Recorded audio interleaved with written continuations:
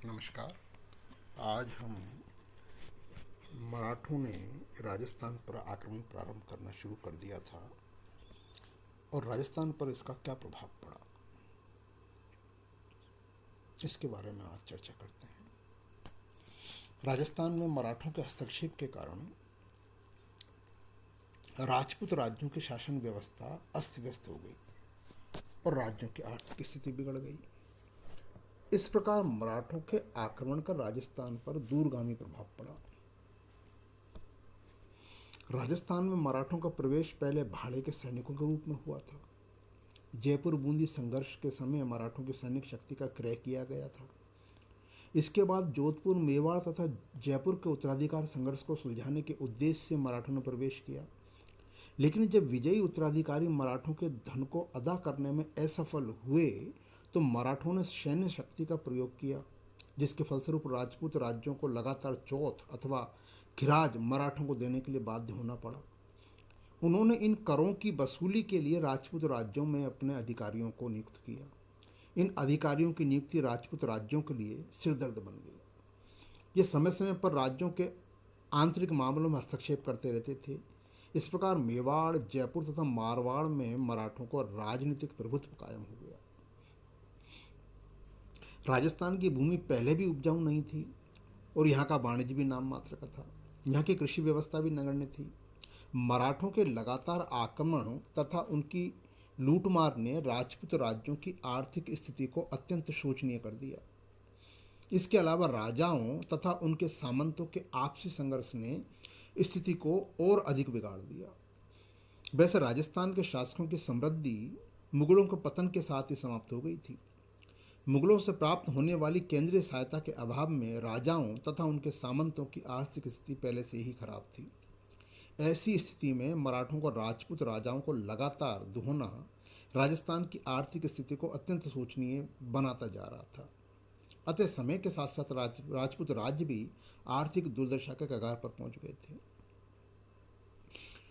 मुगल सत्ता के पतन के मार्ग पर जाते ही राजपूत राजाओं तथा उनके सामंतों के आपसी संघर्ष प्रारंभ हो गए थे, क्योंकि मुगलों के संरक्षण में राजपूत राजाओं के सामंत अपने शासक से भयभीत रहते थे, क्योंकि मुगल सेना का दबाव वह अच्छी तरह जानते थे।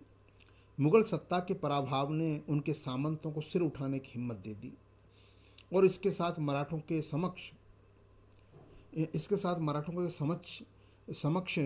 राजपूत शासकों की निर्बलता ने उनको और अधिक दुस्साहसी बना दिया। अतः सामंत स्वेच्छाचारिता का व्यवहार करने लगे, जिसके फलस्वरूप शासकों तथा सामंतों के मध्य खूनी संघर्ष होने लगा। इन अवसरों का पर्याप्त लाभ मराठों ने उठाया और दोनों पक्षों की एक दूसरे के विरुद्ध सैनिक मदद करके ऊंची रकम भी वसूली। इसका दुष्प्रभाव राजपूत राज्यों पर पड़ा।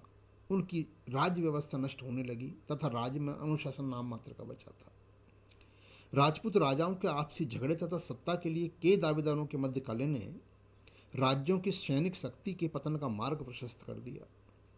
इन आपसी संघर्षों में निरर्थक ही हजारों सैनिकों को प्राण गंवाने पड़े थे। आर्थिक दुर्दशा के कारण राजपूत शासक अपनी सैनिक शक्ति को सुदृढ़ करने में असफल थे। उनके पास आधुनिक अस्त्र शस्त्र का प्रभाव तो था ही, इसके अलावा उच्च श्रेणी के अश्वों को लेने के लिए पर्याप्त धन भी नहीं था। सैन्य शक्ति के निर्बल होते ही राज्य की आंतरिक व्यवस्था भी चरमराने लगी। इनकी निर्बल सैन्य स्थिति का भरपूर लाभ मराठों ने उठाया।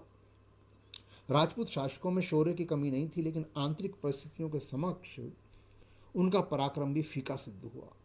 राजपूताने के राजपूत शासक मुगल साम्राज्य के सुदृढ़ आधार स्तंभ थे और यही सुदृढ़ आधार स्तंभ अपनी जड़ों को संभालने में असहाय अनुभव कर रहे थे। उनकी इस परिस्थितियों का लाभ पहले मराठों को और बाद में अंग्रेजों को प्राप्त हुआ। मराठों ने अपनी नाजायज मांगों से राजपूत शासकों को अपना परम शत्रु बना लिया था। अपनी सैनिक क्षमता को वसूलने के लिए मराठों ने मनमाने ढंग से खिराज, नजराना, चौथ, जुर्माना आदि राजपूतों ने पर थोपा।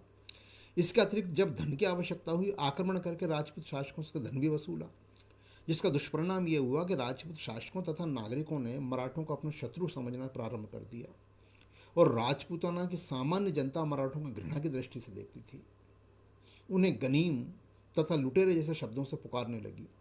इस सबका परिणाम यह हुआ कि मराठा शक्ति से बहिर्भूत राजपूत शासक चुपचाप अपमान झेलते रहे और समय के परिवर्तन का इंतजार करते रहे। जब पानीपत का तीसरा युद्ध हुआ, उस समय किसी राजपूत शासक ने मराठों की सहायता नहीं की। इसके विपरीत मराठों की पराजय पर उन्होंने खुशियां मनाई थी। मराठा शक्ति के पानीपत के तृतीय युद्ध में पराजय से राजपूत राज्यों में हर्ष का वातावरण स्थापित हो गया। अब वे मराठों के प्रति निश्चिंत हो गए, लेकिन कुछ वर्षों बाद ही होलकर तथा सिंधिया ने पुनः राजपूत राज्यों पर धावे मारना प्रारंभ कर दिया और बकाया रकम वसूलना भी शुरू कर दिया। उनके इस प्रकार के कृत्य ने राजपूत राजाओं को पुनः उनके विरुद्ध कर दिया, लेकिन राजपूत राजाओं में मुकाबला करने की शक्ति नहीं थी। वे अन्य संरक्षक की तलाश करने लगे। ऐसी स्थिति में ईस्ट इंडिया कंपनी से सहायता की उम्मीद लगाने लगे। अंत में अंग्रेजों ने उनको संरक्षण देना प्रारंभ कर दिया। इससे वे मराठों के उपद्रवों से बच गए। अंत में मराठों के राजपूताना में हस्तक्षेप का प्रभाव न केवल राजस्थान पर हुआ बल्कि संपूर्ण भारत पर हुआ।